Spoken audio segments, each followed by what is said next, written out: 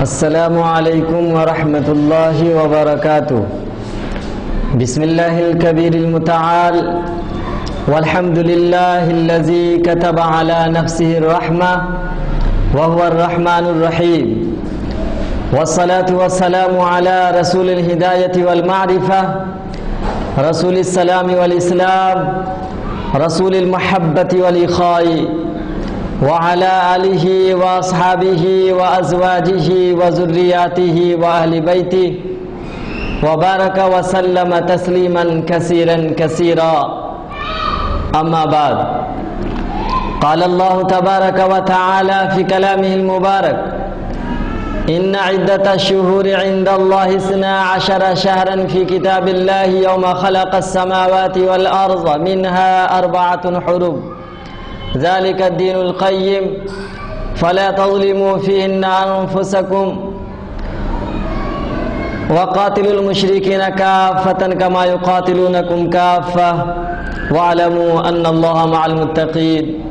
صدق الله العظيم۔ وقال النبي صلى الله عليه وسلم: أفضل الصيام بعد رمضان شهر الله المحرم، أو كما قال عليه الصلاة والسلام۔ وأيضا قال: من صام يوما من المحرم فله بكل يوم 30 يوما، أو كما قال عليه الصلاة والسلام۔ محترم ناظرین، آج میرا موضوع خطابت ہے ہجری سال کی ابتدا کب اور کیسے، اور اس کے سبق آموز پہلو۔ تو سب سے پہلے میں آپ کو یہ بتلانا ضروری اور مناسب سمجھتا ہوں کہ اللہ کے رسول محمد مصطفیٰ صلی اللہ علیہ وسلم جس زمانے میں پیدا ہوئے، اس زمانے میں عرب کے اندر اور خاص طور سے مکہ کے اندر تاریخ اور مہینہ وغیرہ لکھنے کا کوئی عام رواج نہیں تھا۔ اس زمانے میں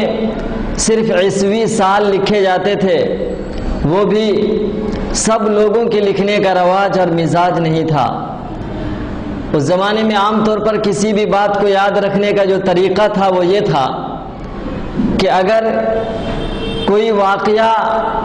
یا کوئی بڑا سا حادثہ پیش آتا تو اس واقعے کو یاد رکھ کر کے دوسری ساری باتیں یاد رکھا کرتے تھے۔ مثال کے طور پر آپ صلی اللہ علیہ وسلم کے پیدا ہونے سے پہلے ابرہہ نے خانہ کعبہ پر حملہ کیا اور بیت اللہ کو منہدم اور ختم کرنے کی کوشش کی، لیکن وہ اس کوشش میں ناکام رہا، اس کو کامیابی نہیں ملی۔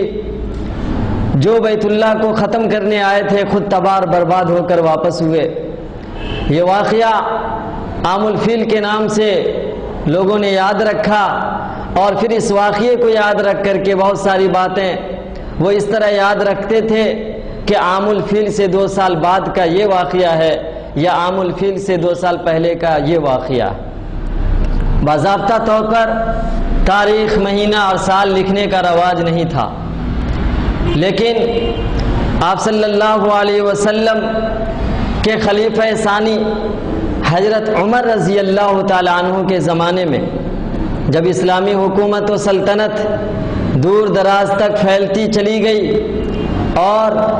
بہت سارے ملکوں میں اسلامی حکومت قائم ہو گئی، تو اس وقت میں حضرت عمر رضی اللہ تعالی عنہ کے پاس بہت سارے مقدمے آتے تھے، بہت سارے مسائل آتے تھے جس میں تاریخ، مہینہ اور سال نہ ہونے کی وجہ سے مختلف پریشانیوں کا سامنا کرنا پڑتا تھا۔ ایک مرتبہ ایک شخص حضرت عمر رضی اللہ تعالیٰ عنہ کے پاس ایک مقدمہ لے کر آیا کہ فلاں شخص کے اوپر میرا قرض ہے، لیکن وہ شخص شعبان میں قرض ادا کرنے کا وعدہ کیا تھا، شعبان کا مہینہ آ گیا اور وہ ابھی تک مجھے میرا قرض واپس نہیں کیا۔ حضرت عمر رضی اللہ تعالیٰ عنہ نے پوچھا کہ کون سا شعبان کا مہینہ؟ جو شعبان گزر گیا وہ شعبان کا مہینہ، یا جو گزر رہا ہے یہ شعبان کا مہینہ، یا جو آنے والا شعبان ہے وہ شعبان کا مہینہ؟ وہ شخص کوئی جواب نہیں دے پایا، چونکہ اس سلسلے میں کوئی فیصلہ نہیں ہوا تھا، کوئی معاہدہ نہیں ہوا تھا۔ مطلق شعبان کے مہینے میں قرض کی ادائیگی کی بات ہوئی تھی۔ اسی طرح حضرت ابو موسیٰ اشعری رضی اللہ تعالیٰ عنہ نے حضرت عمر رضی اللہ تعالیٰ عنہ کے پاس ایک خط لکھا جس میں انہوں نے ہجری کیلنڈر، اسلامی کیلنڈر کی ابتدا کی طرف ان کی توجہ مرکوز کرائی۔ حضرت ابو موسیٰ اشعری رضی اللہ تعالیٰ عنہ نے حضرت عمر رضی اللہ تعالیٰ عنہ کے پاس خط لکھا کہ آپ کا جو فرمان جاری ہوتا ہے، آپ کے جو خطوط دوسرے گورنروں اور حاکموں کے پاس بھیجا جاتا ہے، اس میں تاریخ، مہینے اور سال نہ ہونے کی وجہ سے، نہ لکھنے کی وجہ سے یہ بات سمجھنے میں پریشانی اور دشواری ہوتی ہے کہ پہلا والا خط کون سا ہے اور دوسرا والا کون سا ہے، پہلا حکم کون سا ہے، دوسرا حکم کون سا ہے، پہلا فرمان کون سا ہے اور دوسرا فرمان کون سا ہے۔ لہٰذا مناسب ہے کہ اسلام کی اپنی ایک تاریخ ہو، اسلامی سال ہو، تو حضرت عمر رضی اللہ تعالیٰ عنہ نے اس طرح کی باتوں پر غور و خوض کر کے ایک مرتبہ اکابرین صحابہ کرام کو اس سلسلے میں مشورہ کے لیے بلایا۔ حضرت عمر رضی اللہ تعالیٰ عنہ امیر المومنین تھے، وہ چاہتے تو خود کوئی فیصلہ لے سکتے تھے، فیصلہ لینے کے بعد اس کو نافذ کر سکتے تھے، دوسرے گورنروں حاکموں کے پاس فرمان جاری کر سکتے تھے، لیکن حضرت عمر رضی اللہ تعالیٰ عنہ نے اس سلسلے میں صحابہ کرام کی ایک ٹیم، ایک جماعت کو بلا کر اس سلسلے میں مشورہ کیا۔ محترم ناظرین، مشورہ اللہ تبارک و تعالیٰ کا حکم ہے۔ اللہ تبارک و تعالیٰ نے اپنے نبی کو مشورہ دی، اپنے نبی کو حکم دیا وَشَاوِرْهُمْ فِي الْأَمْرِ کہ آپ ان لوگوں سے اہم معاملے میں مشورہ کیا کیجئے، اور آپ صلی اللہ علیہ وسلم نے خاص موقع سے اہم معاملات میں صحابہ کرام سے مشورہ کیا۔ بہت سارے موقع سے آپ صلی اللہ علیہ وسلم نے ازواج مطہرات سے بھی مشورہ کیا۔ صلح حدیبیہ کے موقع سے جب صحابہ کرام قربانی نہیں کر رہے تھے، بال نہیں مڈا رہے تھے، اس وقت میں آپ صلی اللہ علیہ وسلم حضرت ام سلمہ رضی اللہ تعالی عنہ کے پاس آتے ہیں اور آ کر پوچھتے ہیں کہ اب اس موقع سے ہمیں کیا کرنا چاہیے۔